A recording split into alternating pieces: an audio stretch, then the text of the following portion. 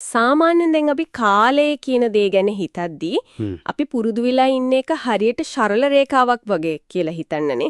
ඒ කියන්නේ අදට වඩා හෙට දියුණුවයි ඊයට වඩා අද දියුණුවයි දේවල් පියවරෙන් පියවර තමයි ඉස්සරහට යන්නේ කියන එක තමයි අපි සාමාන්‍ය පිළිගැනීම. ඔව් අනිවාර්යයෙන්ම. අපි හැමෝම හිතන්නේ එහෙම තමයි. හැබැයි පොඩ්ඩක් හිතලා බලන්නකෝ මේ රේඛාව එකපාරටම කැඩිලා කිසිම පෙර සූදානමක් නැති යුගයකට අනාගතෙන් ගෙනාපු මොලයක් බද්ධ කළොත් මොකද වෙන්නේ කියලා. අර 15 වෙනි සියවසේ අන්තර්ජාලයේදී හරියට විදුලියවත් නැති මිනිස්සු අශ්වය පිට යන පරිසරයකට හිතා ගන්නත් අමාරුයි. ඔව් අන්න ඒ වගේ පරිසරයකට 2020 ගණන් වල තියෙන සුපිරි පරිගණකයක් එහෙමත් නැත්නම් අර සුපර් කම්පියුටර් එකක් ගැන තොන් කළොත් මොකක් වෙයිද? ඒක කොයිතරම් හුදකලා කොයිතරම් කලකිරීමකටපත් වෙන අත්දැකීමක් වෙයිද නේද? අද අපේ මේ ගැඹුරු ගවේෂණයෙන් අපි කතා කරන්නේ අන්න ඒ වගේ කෙනෙක් ගැන. ඇත්තටම ඒක ඊටමත් ප්‍රබල උපමාවක්. මොකද අර සුපිරි පරිගණකයට කොයිතරම් විශාල ධාරිතාවයක් තිබුණත් වැඩක් නැහැනේ. ඒකෙන් නිකුත් කරන දත්ත තේරුම් ගන්න පුළුවන් කිසිම කෙනෙක් එහෙම නැත්නම් කිසිම යන්ත්‍රයක් ඒ වටපිටාවේ නැත්නම්. හරියටම. එතකොට ඒ අසීමිත දැනුම නිකම්ම හිර වෙනවා. අපේ මේ ගවේෂණයේ මූලික අරමුණු වෙන්දිත් අන්න ඒ වගේ Taman ජීවත් වුණු සමාජය තුළ අතිශයින්ම හුදකලා වුණු මානව ඉතිහාසයේ බිහි වූ ශ්‍රේෂ්ඨතම ඒත් වඩාත්ම වැරදි විදිහට වටහාගත් බුද්ධිමතාගේ සැබෑ ස්වභාවය අවබෝධ කරගන්න එක. මොකද බොහෝ දෙනෙක් ලියනාඩෝ ඩා වින්සිව දකින්නේ අර මොනාලිසා එහෙම නැත්නම් අවසන් රාත්‍රී භෝජනය වගේ චිත්‍ර නිර්මාණය කළ චිත්‍ර ශිල්පියෙක් විදිහට විතරයිනේ. අන්න එතන තමයි ලොකුම වැරදීම තියෙන්නේ.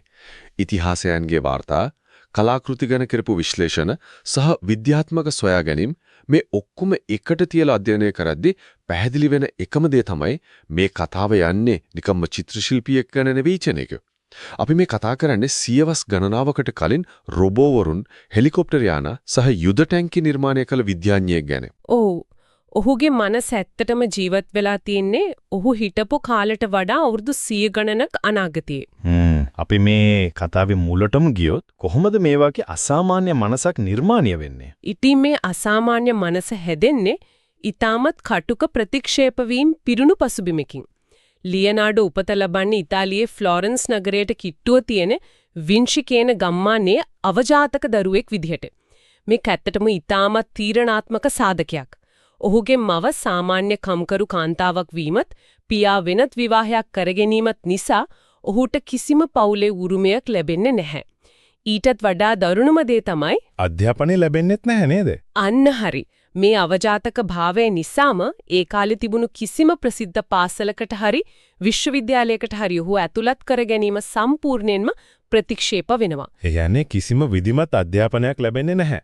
මේ මිනිස්සයාට කියවන්න, ලියන්න, ගණිතය ඉගෙන ගන්න සාම්ප්‍රදායික පාසලක දොරටු ඔක්කොම වැහෙනවා. ඊට අමතරව තවත් සමාජීය ප්‍රශ්නයකට ඔහු මුහුණ දෙනවා. ඔහු සහජයෙන්ම වම්මතින් වැඩ කරන කෙනෙක්.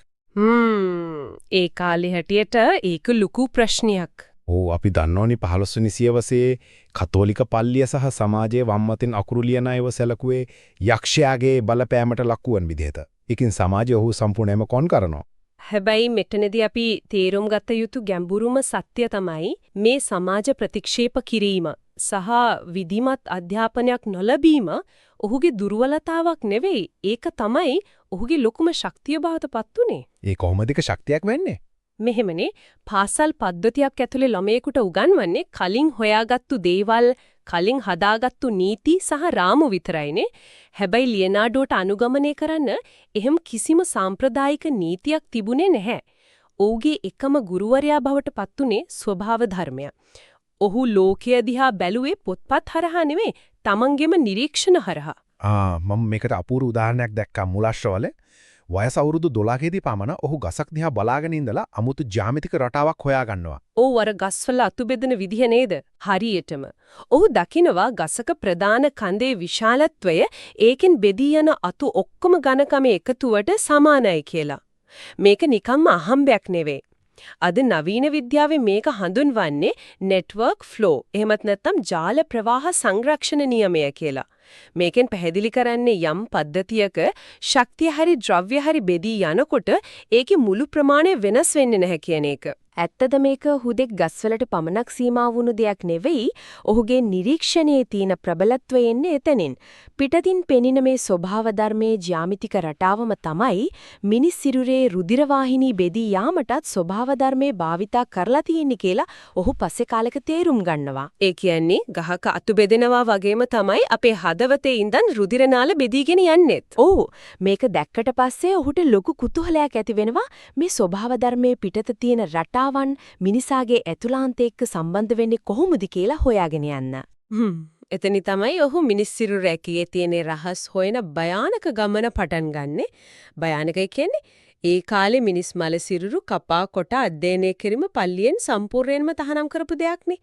අහුනොත් කෙලින්ම මරණ දඬුවම ලැබෙන වරදක්. අනිවාර්යයෙන්ම ඒ කාලේ සමාජය විශ්වාස කළේ මිනිස් සිරුරේ ක්‍රියාකාරීත්වය පාලනය වෙන්නේ සම්පූර්ණයෙන්ම දෙවියන් වහන්සේ ලබා දෙන ආත්මය මගින් කියලා. හැබැයි ඔහු මේ කිසිම දෙයකට බිය වෙන්නේ නෑ නේද? රහසිගත අඳුරු කුටිය ඇතුලේ නිකම් ඉටිපන්දම් මෙලියෙන් ඔහු මල සිරුරු 30ක් පමණ ඉතා සූක්ෂම විදියට කපා අධ්‍යයනය කරනවා. මේ මල සිරුරු කුණු වෙද්දී එන ගද ඒ පරිසරය මේවා සාමාන්‍ය මනසෙකුට දරා ගන්න පුළුවන් දේවල් නෙවෙයිනේ. ඔව් ඒ අවදානම හා අපහසුතාවය ඔහු ගත්තේ ඇතුළාන්තයේ තියෙන යාන්ත්‍රණය තේරුම් ගන්න ඔහුට තිබුණ අසීමිත කුතුහලය නිසායි. මේකට අදාළව තියෙනවා ඊටාමත් සුවිශේෂී සිදුවීමක්. දවසක් ෆ්ලෝරන්ස් නුවර රෝහලකදී ඔහුට මුණ ගැහෙනවා වයස අවුරුදු 100ක පමණ වයෝවෘද්ධ පුද්ගලයෙක්. වයස 100ක්? ඔව්. මේ පුද්ගලයා කිසිම රෝගාබාධයක් හෝ වේදනාවක් නැතුව ඉදාමත් සාමකාමීව කතා කර ඉඳලම මරණයට පත් වෙනවා. ලියනාඩෝට වහාම දැලගන්න ඕනේ වෙනවා. ඇයි මේ මිනිසයා මේ තරම් නිදහසේ හරියට යන්ත්‍රයක් ක්‍රියාවිරහිත වෙනවා වගේ මිය ගියේ කියලා. ඉතින් ඔහු මොකද කරන්නේ? ඔහු වහාම ඒ සිරුර කපා බලා වෛද්‍ය ඉතිහාසයේ ප්‍රථම වතාවට සොයා ගන්නව රුධිර නාල අවහිරවීම. එහෙනත් නැත්නම් අපි අද කියන ඇතරොස්ක්ලෝරෝසිස් කියන තත්ත්වය සහ රුධ රෝග ගැන. ඒ කියන්නේ ඔහු වෛද්‍ය විද්‍යාවේ සම්පූර්ණ පදනමම වෙනස් කරනවා. එතෙක්කල් මිනිස්සු සහ ආගමික නායකයෝ හිතාගෙන හිටියේ හදවත කියන්නේ අපේ ආත්මයක හැඟීම් රඳා පවතින තැන කියලා නේ. හැබැයි ලියනාඩෝ මලසිරුරේ හදවත කපලා බලලා පැහැදිලිවම කියනවා නෑ මේක ආත්මයේ ඉන්න තැන නෙවෙයි මේක හුදෙක්ම රුධිරය පම්ප් කරන යන්ත්‍රයක් ඒ කියන්නේ පම්ප් එකක් විතරයි කියලා. අන්න ඒ සොයා ගැනීමේ යාන්ත්‍රණය තමයි වඩාත්ම වැදගත් වෙන්නේ. හදවත නිකන්ම පොම්පයක් කියලා විතරක් නෙවෙයි ඔහු කිව්වේ. ඒක ඇතුලේ රුධිරය ගමන් කරන ආකාරය පවා ඔහු සටහන් කළා. රුධිරය හදවතේ කපාට හරහා යන්නේ සරල රේඛාවකට නෙවෙයි. ඒ ගමන් කරන්නේ සුලියක්. එහෙමත් නැත්නම් වෝටෙක්ස් එකක් විදිහට භ්‍රමණය වෙමින් කියන එක ඔහු දැක්කා. සුලියක් විදියට. ඔව් මේ සර්පිලාකාර චලනය නිසා තමයි හදවතේ කපාට හරියටම වැසෙන්නේ කියන එක ඔහු චිත්‍රයට නඟලා තර්ක කළා. මේක අහද්දි නම් ඈඟ කිලිපොලා යනවා. මොකද නවීන වෛද්‍ය විද්‍යාවට මේ රුධිරය සුලියක් වගේ ගමන් කරනවා කියන එක සනාථ කරන්න තවත් අවුරුදු 500ක්ම ගත වුණා. මෑත කාලේ යන නවීන MRI ස්කෑන් යන්ත්‍ර හරහා තමයි මේ සුලි ආකාරයේ රුධිර ගමන වෛද්‍යවරු S2කට දැක්කේ. හරියටම ඒ තරම් ඉස්සරහින් ඔහු හිටියේ. හැබැයි මට තියෙන ප්‍රශ්නේ මේකයි මේ වගේ පල්ලි ගැන්වීම් වලට සම්පූර්ණයෙන්ම පටහනි භයානක සොයා ගැනීම ඔහු කොහොමද ආරක්ෂා කරගත්තේ? අහුණාන ඔහුව පණ පිටින් පුලස්සලා දානවනේ. මේකට නේද ඔහු අර කණ්ණාඩි අකුරු ඒ කියන්නේ මිරර් රයිටින් ක්‍රමය පාවිච්චි කළේ. ඔහු Tamanගේ දිනපොත් ලිව්වේ දකුණේ ඉඳන් වමට. ඔව්. ඒ අකුරු කියවන්න නම් අනිවාර්යයෙන්ම කණ්ණාඩියක් ඒ සටහන් ඉස්සරහින් තියන්නම ඕනේ. ඔහු තමන්ගේ අතිශය රහසිගත සොයා ගැනීම ආරක්ෂා කරගන්න තමයි මේ කේතන ක්‍රමය පාවිච්චි කළේ. ඒ කියන්නේ මේක නිකම්ම අකුරු අනිත් පැත්තට ලියනවා වගේ සරල දෙයක් නෙවෙයි. මේක හරියට තමන්ගේ අදහස් වලට ක්‍රිප්ටෝග්‍රැෆි එහෙමත් නැත්නම් গুপ্ত කේතනය පාවිච්චි කළා වගේ වැඩක්. කණ්ණාඩිය කියන්නේ හරියට ඒ දත්ත කියවන්න තියෙන එන්ක්‍රිප්ෂන් කී එක වගේ. හොඳ උපමාවක්. කණ්ණාඩිය නැත්තම් මේක නිකම්ම තේරුමක් නැති කුරුටු ගෑම් ගොඩක් විතරයි. පරිගණක බිහි වෙන්න අවුරුදු 500කට කලින් ඔහු තමන්ගේ දැනුම කාටවත් හැක් කරන්න බැරි වෙන්න ලොක් කරලා තියරා. හරියටම ඔහු හොඳින්ම දැනගෙන හිටියා ඔහුගේ දැනුම ඒ කාලේ ඉන්න මිනිස්සුන්ට තේරුම් ගන්න බැහැ කියලා. හැබැයි අර මේ තරම් මානව සිරුර ගැන ස්වභාව ධර්මය ගැන ගැඹුරින් අධ්‍යයනය කරපු මේ මිනිස්යාගේ ජීවිතයේ තියෙන ලොකුම පරස්පර විරෝධී තැනකට අපි දැන් එනවා. ඊ මොකක්ද? ලියනාඩෝ කියන්නේ පාරේ විකුණන්න තියෙන කූඩු කළ කුරුල්ලන්ව Tamanගේ සල්ලි දීලා අරගෙන නිදහස් කළ තරම් දැඩි සංවේදී පුද්ගලයෙක්. ඔහු සතුන්ගේ මස් මාංශ අනුභව කිරීම පවා ප්‍රතික්ෂේප කළා. ඉතින් එහෙම සාමකාමී මිනිස්සෙක් හදිසියෙම අතිශය විනාශකාරී යුද ආයුධ නිර්මාණය කරන්න පෙළඹෙන්නේ ඇයි කියන එක ලොකු ගැටලුවක්. ඒක තමයි ගැටලුව. ඔහු ෆ්ලෝරන්ස් නගරයෙන් මිලාන් නගරයට ගියාට පස්සේ Tamanගේ පැවැත්ම, මුදල් සහ අනුග්‍රහය වෙනුවෙන් ඒ කාලේ හිටපු පාලකයන්ට සහ චෙසාරේ බෝජියා වගේ අතිශය රුදුරු යුද නායකින්ට සේවය කරන උට සිද්ධ වෙනව නේද? ඔව් ඒක තමයි ඇත්ත. ඔවුන්ව සතුටු කරන්න ඔහු අතිශය භයානක ආයුධ සැලසුම් කළා. බැරල් 33ක මැෂින් තුවක්කුවක්, වාෂ්ප බලයෙන් වැඩ කරන කාලතුවක්කුවක්, සතුරන්ම කපාගෙන යන භයානක තල සහිත කරත්ත සහ අංශක 360ටම වෙඩි තියන්න පුළුවන් යුද ටැංකියක් මේ අතර තියෙනවා. හිතලා බලන්නකෝ ඒ කාලේ අශ්වයෝ පිටේ ගිහින් කඩුවලින් කොටා ගන්න යුගයක මෙයා යුද්ධය සම්පූර්ණයෙන්ම යන්ත්‍ර සූත්‍ර බවට පත් කරන්නයි හැදුවේ. හැබැයි ඔතනේ සැලසුම් ඇතුලේ ලොකු රහසක් හැංගිලා තියෙනවා. ඔහු සැලසුම් කළ මේ යකඩ යුද ටැංකියේ අභ්‍යන්තර ගිය පද්ධතිය ගැන ඉතිහාසඥයන් පසු අධ්‍යයනය කරනවා. එතකොට ඔවුන් දකිනවා මේ යාන්ත්‍රණයේ ගිය රෝද එකිනෙකට සම්බන්ධ කරලා තියෙන්නේ සම්පූර්ණයෙන්ම අනිත් පැත්තට කියලා. ඒ කියන්නේ වැරදියට. ඔව්. ඒ සටහනේ තියෙන සැලසුම ඒ විදිහටම යකඩින් හැදුවොත් ටැංකියේ රෝද ඉස්සරහට කැරකිලා යන්නේ නැහැ. ඒවා එකිනෙක ගැටිලා මුළු යන්ත්‍රයම එතනම ඉර වෙනවා. සමහරු කියන්න පුළුවන් ඒක ඔහුට වුණු අත්වැරද්දක් කියලා. හැබැයි මට නම් හිතෙන්නේ මේක කිසිසේත්ම වැරදීමක් වෙන්න බෑ. ඒ අයියේ මානව හදවතී රිඩියේ ගමන් කරන කපාටවල සියුම් ක්‍රියාකාරීත්වය පවා හරියටම ඇඳපු කෙනෙකුට මේ වගේ සරල ගිය පද්ධතියක් වරදින්න විදිහක් නැහැ. මම හිතන්නේ ඔහුට අවශ්‍ය වුණේ පාලකයන්ගෙන් මුදල් ලබා ගන්න විතරයි. තමන්ගේ අතින් නිර්මාණය වෙන ආයුධ වලින් අහිංසක මිනිස්සු මැරෙනව දකින්න අර කුරුල්ලන්ව නිදහස් කරපු සංවේදී මිනිසයාට කිසිම අවශ්‍යතාවයක් තිබුණේ නැහැ. ඒ නිසායි ඔහු හිතාමතාම තමන්ගේ සැලසුම් තුල මේ වගේ බරපතල යාන්ත්‍රික දෝෂ හැංගුවේ. පාලකයෝ සතුටු වුණා චිත්‍රය දැකලා. හැබැයි ඒක හැදුවා නම් කවදාවත් වැඩ කරන්නේ නැහැ. ඒක ඊටමත් සාධාරණ තර්කයක්. ඉතිහාසඥයෝ කාලයක් තිස්සේ හිතුවේ මේක අත්වැරද්දක් කියලයි. මොකද ඔහු වගේ කෙනෙකුටත් වැඩ අධික නිසා වැරදීම් වෙන්න පුළුවන්නේ. හැබැයි අර ඔයා දැන් ගෙනාපු තර්කය, ඒ කියන්නේ ඔහුගේ මානවවාදී දැක්ම සහ සංවේදී බව එක්ක මේක සසන්දලා බැලුවොත් ඔහු මේක චේතනාන්විතවව කඩාකප්පල් කළා කියන කාරණේ බැහැර කරන්න බෑ. ඔව් ඒ දිත්ව පෞරුෂෝගේ ජීවිතයේ හැම තැනකම තියෙනවා නේද? හරියටම ජීවත් වීම සඳහා පාලකයන්ගේ අවශ්‍යතා ඉටු කරනවා වගේ පෙන්නුවත් තමන්ගේ හෘද සාක්ෂියට එකඟව මනුෂ්‍යත්වයට හානියක් නොවන විදිහට ඔහු මේ දේවල් කරා වෙන්න පුළුවන්. ඉතින් ඔහු සැලසුම් කළේ මේ පොළොවේ යන වාහන සහ ආයුධ විතරක් නෙවෙයි, ඔහුට අහසත් අනාගතය ජය ගන්න ලොකු උවමනාවක් තිබුණා. මෙතනදී මූලාශ්‍රවල තියෙන අභිරහස්ම සිදුවීමක් ගැන අපි කතා කළ යුතුයි. අර අතුරු දැන්වීම නේද? ඔව්. ක්‍රිස්තු වර්ෂ 1480 දී පමණ ලියනාඩෝ කඳුකර ප්‍රදේශයක තියෙන ගුහාවකට යනවා.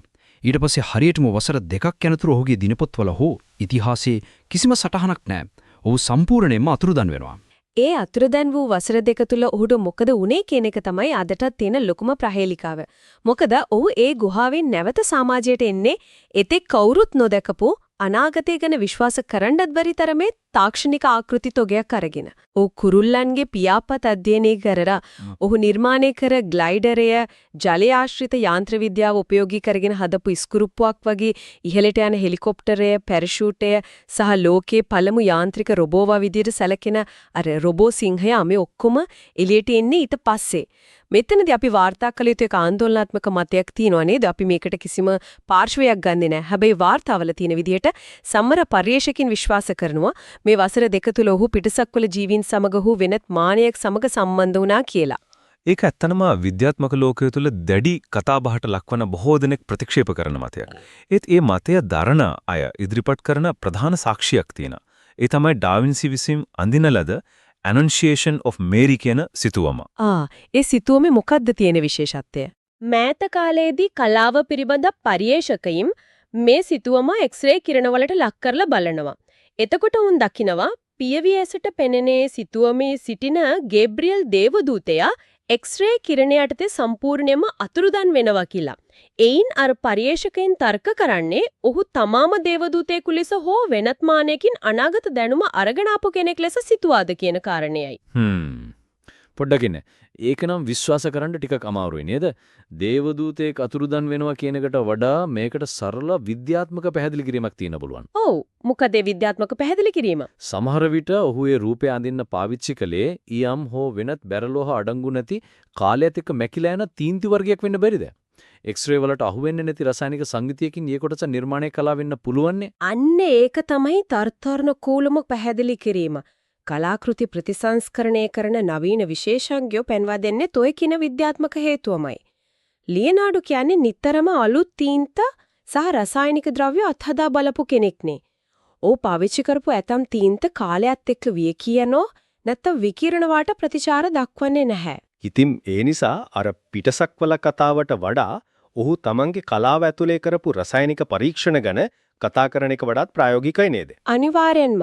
කොහොම වුණත් මේ තරම් විද්‍යාත්මක සොයාගැනීම් කරලත් ඔහුට ඒ දේවල් සමාජගත කරන්න බැරි වුණා.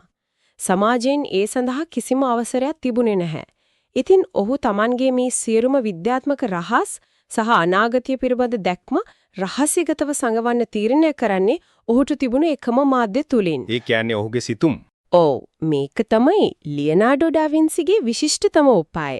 ඔහුගේ කලාව කියන්නේ නිකන්ම කලාවක් නෙවෙයි. ඒක මුළුමනින්ම විද්‍යාව සගවා තිබූ භාණ්ඩාගාරයක්.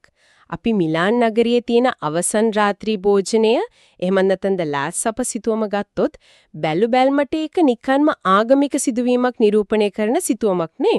ඔව් අපි කවුරුත් ඒක දකින්නේ එහෙමයි. හැබැයි පරිගණක තාක්ෂණය සහ සංගීතවේදීන් හරහා සොයාගෙන තියෙනවා ඒ සිතුවමේ මේසිය මත ඇති පාන් ගෙඩි සහ ගෝලයන්ගේ අත්වල පිහිටීම එකට යාකලොත් ඒකෙන් රහසිගත සංගීත ස්වර ප්‍රස්තාරයක් ඒ කියන්නේ මියුසිකල් ස්කෝර් එකක් නිර්මාණය වෙනවා කියලා. ඒ කියන්නේ ඒක නිකම්ම සටහනක් නෙවෙයි. ඒ ස්වර ප්‍රස්තාරය අර කලින් කිව්ව කණ්ණාඩි අකුරු ක්‍රමයට දකුණේ සිට වමට වාදනය කළාම තප්පර 40ක ඊටමත් අපූරු ඒ වගේම දැඩි ශෝකජනක හැඟීමක් දනවන සංගීත කණ්ඩායමක් නිර්මාණය වෙනව නේද? චිත්‍රයක් ඇතුලේ ශබ්දයේ පිළිබඳ භෞතික විද්‍යාව සගවන්න ඔහු කොයිතරම් සූක්ෂම වෙන්න ඇද්ද? ඒක ඇත්තටම මනස විශ්මයට පත් කරන දෙයක්. ඊළඟට තියෙන ලොකම අභිරහස තමයි මොනාලීසා. අපි හැමෝම හිතාගෙන ඉන්නේ ඒක නිකම්ම ලස්සන කාන්තාවකගේ පින්තූරයක් කියලා විතරයි. ඔව් ඒක තමයි ලෝකයේ තියෙන ලොකුම වැරදි වැටහීම. ලියෝනාඩෝ මේ සිතුවම අවසන් කරන්න වසර 15ක් පමණ කාලයක් ගත කළා. ඒ කාලය පුරාවටම මේ සිතුවම තමන් යන හැම තැනකම අරගෙන ගියා. අයියේ මොකද ඒක හුදෙක් සිතුවමක් නෙවෙයි. ඒක ඔහු වසර ගණනාවක් තිස්සේ ආලෝකය, ජ්‍යාමිතිය, මිනිස් ව්‍යුහ විද්‍යාව සහ මානව හැඟීම් පිළිබඳව කරපු ගැඹුරුම විද්‍යාත්මක පරීක්ෂණය. උදාහරණයක් විදිහට ඒ සුප්‍රසිද්ධ මන්දහස ඒ කියන්නේ හිනාව ගමු. ඔහු ඒ හිනාව අඳින්න කලින් මිනිස් මුහුණේ මලසිරුරු වල මාංශ පේශී එකින් එක ගලවලා අධ්‍යයනය කළා කොයි පේශියෙන්ද තොල්වල කොන ඉස්සෙන්නේ කියලා. පේශී අධ්‍යයනය කළා. ඔව්. ඊට පස්සේ ඊටමත් තුනී තීන්ත ස්තර දුසින් ගණනක් එක මත එක ආලේප කරලා ආලෝකය පරාවර්තනය වෙන විදිය වෙනස් කළා. ඒ නිසා තමයි අපි කෙලින්ම ඇගේ තොල් දිහා බැලුවාම ඒ හිනාව පේන්නේ නැත්තේ. අපේ ඇසේ තියෙන පෙරිෆිරල් විෂන් එක, ඒ කියන්නේ ඇසේ කොනින් බලනකොට විතරයි ආලෝකයේ සෙවණැලි හරහා ඒ හිනාව මතුවෙන්නේ. ඔහු මිනිසුන්ගේ ඇසේ ක්‍රියාකාරීත්වය පවා හැක් කරලා තියෙනවා මේ සිතුවමෙන්. හරියටම. ඒ වගේම මෑතකදී අන්වීක්ෂීය තාක්ෂණයෙන් මෙසිතුම පරීක්ෂා කරනකොට පරීක්ෂකයෝ දැක්කා ඇගේ දකුණු ඇසේ LV යන අකුරුත් පසුබිමේ ඇති පාලමේ 72 නැත්නම් L2 ලෙස කියවි හැකි අංකයත් ඊට සූක්ෂමව සංගවලා තියෙනවා කියලා. හැබැයි මේ සංකේත වලින් හරියටම මොකක්ද අදහස් වෙන්නේ කියලා තවමත් ස්ථිර නිගමනයක් නැහැ නේද? නෑ, ඒ ගැන විවිධ මත තියෙනවා. හැබැයි මේ හා සම්බන්ධ තවත් පරීක්ෂණයක් තියෙනවා කැඩපතක් භාවිතා කරලා කරන. Mirror 19 කියන සංකල්පය යටතේ මේ චිත්‍රය යම් නිශ්චිත කෝණයකින් සමමිතිකව බැලුවම ඒ චිත්‍රයේ පසුබිමෙන් ඊටමත් අමුතු ඇතැම් විට වෙනත් ජීවි කොටාශයකට සමාන මුහුණු මතුවෙනවා කියලා ඇතැම් පරීක්ෂකයෝ පෙන්වා දෙනවා. ඒ කියන්නේ ඒවා අහම්බෙන් වුණු දේවල් නෙවෙයි. මේවා අහම්බෙන් වුණු දේවල් කියලා අපිට ලේසියෙන් බැහැර කරන්න බෑ. කොහෙත්ම බෑ. ආලෝකයේ සහ ජ්‍යාමිතිය ගැන මේතරම් ගණිතමය නිවැරදිතාවයකින් වැඩ කරපු කෙනෙකුගේ නිර්මාණයක අහඹු රේඛා තියෙන විදිහක් නෑ. ඔහුට අනාගතයට කියන්න ලොකු පණිවිඩයක් මේ චිත්‍රය තුළ හැංගිලා තියෙනවා කියන එක පැහැදිලි. හැබැයි මේ කතාවේ තියෙන ලොකුම ඛේදවාචකය වෙන්නේ තමන්ගේ මුළු ජීවිත කාලයම කැප කරලා ස්වභාව ධර්මයේ තියෙන මේ විශ්වය රහස් හඳුනාගත්තු දහස් ගණනක් දේවල් හොයාගත්තු මේ අසමසම බුද්ධිමතා මිය යන මොහොතේ දැඩි කලකිරීමකින් පසුවීම. ඔව් ඒක නම් ඇත්තටම හිතා ගන්න තමාරුයි. වාර්තාවල සඳහන් වෙන විදිහට ඔහුගේ අවසන් වචන වෙලා තියෙන්නේ මාගේ නිර්මාණ නිසි ප්‍රමිතියට නොමැති වීම නිසා මම මනුෂ්‍යත්වයේවත් දෙවියන්වත් අපේක්ෂා භංගත්වයට පත් කරා කියන එක. ඔහු Taman ගැනම හිතලා තියෙන අසාර්ථක වුණු කෙනෙක් විදිහටයි. ඇයෝ එම හිතුවේ. මෙතනදී නවීන මනෝවිද්‍යාඥ සැක කරනවා ඔහුට ADHD. ඒ කියන්නේ අවධානයේ ඌනවීම සහ අධික්‍රියාකාරී රෝගී තත්වයේ තිබුණා කියලා. මොකද ඔහු දේවල් 100 ගණනක් පටන් ගත්තා විවිධ විෂයන් ඔස්සේ ගවේෂණය කළා. හැබැයි ගොඩක් නිර්මාණය අවසන් කළේ නැහැ. එක තැනක දිගටම අවධානය රඳවා ගන්න ඔහුට අපහසු වුණා. ඉතින් මේ ගවේෂණයේ අසන ඕනෑම කෙනෙකුට මේ කතාවෙන් ගන්න තියෙන ලොකුම පාඩම මොකක්ද කියලා අපි කල්පනා කරලා බැලුවොත් මම හිතන්නේ පාඩම තමයි සමහර විට කෙනෙක් යම් දෙයක් කරද්දී මුළු සමාජයේම මේ පුද්ගලයාව ප්‍රතික්ෂේප කරනවා නම් විවිධ මනසකින් මේ දේවල් තේරුම් ගන්නේ නැත්නම් ඒක ඒ පුද්ගලයාගේ අසාර්ථකත්වයක්ම නෙවෙයි කියන එක සමහර විට මේ පුද්ගලයා මේ ඉන්න සමාජයට වඩා අවුරුදු ගණනාවක් එහෙම නැත්නම් සියවස් ගණනාවක් අනාගතේ ජීවත් වෙනවා වෙන්න පුළුවන්. Tamanගේ දැක්ම, Tamanගේ සිතුවිලි ග්‍රහණය කරගන්න මේ ලෝකයට තව සෑහෙන කාලයක් ගත වෙයි කියන යථාර්ථය බාර ගන්න වෙනවා. ඩා වින්සි කියන්නේ ඇත්තටම අන්න ඒ වගේ. Taman ජීවත් වුණු කාලයේත කොහෙත්ම නොගැලපෙන තරම් දැවැන්ත මනසක් තිබුණු කෙනෙක්. ඔහුගේ මොළය වැඩ කළේ 21 වෙනි සියවසේ වෙග්ගකේ. හැබැයි ඔහුට ජීවත් වෙන්න සිද්ධ වුණේ 15 වෙනි සියවසේ රාමු ඇතුලේ. ඒක තමයි අත්තම කතාව. ඉතින් මේ ගැඹුරු ගවේෂණය අවසන් කරන්න කලින් අපි තවත් අභිරහස් සිතුවිල්ලක් ගැන කතා කරමු. ප්‍රංශ විප්ලවය සමයේදී කැරලිකකරුවන් විසින් අම්බෝයිස් මාලිගාවේ තිබුණු ලියනාඩෝ ඩා වින්සිගේ සොහන සම්පූර්ණයෙන්ම විනාශ කොට ඔහුගේ අස්ථි කුණු කසර සමග විසිරුවා හැරිය බව ඉතිහාසයේ සඳහන් වෙනවා. අදටත් ඔහුගේ සැබෑ අස්ථි කොටස් කොහෙද තියෙන්නේ කියලා නිශ්චිතවම කවුරුවත් දන්නේ නැහැ. ඒක ලොකු පාඩුවක් නේද? අනිවාර්යයෙන්ම ඉතිහාසයන්ින් අදටත් හොයන්න උත්සාහ කරන අර වසර දෙකක අතුරුදන් වීම තුල ඔහු දුටු ඔහුගේ ශ්‍රේෂ්ඨතම සහ අවසාන රහස් සැලසුම ලෝකයට කිසිදා හෙළි නොවන පරිදි අස්ති සමගම සදාටම කුණු කසල අතරත වැළලී ගියා වන්නට බැරිද? සාමාන්‍ය කෙනෙක්ට හිතන්න පුළුවන් සමහර විට අපේ මානව ඉතිහාසයට අහිමි වූ ලොකුම අනාගතය වෙන්නත් පුළුවන් කියලා. අනේ ප්‍රහේලිකාව ගැන හිතන්න ඉතුරු කරමින් අද අපි මේ ගවේෂණය මෙතනින් නිමා කරනවා.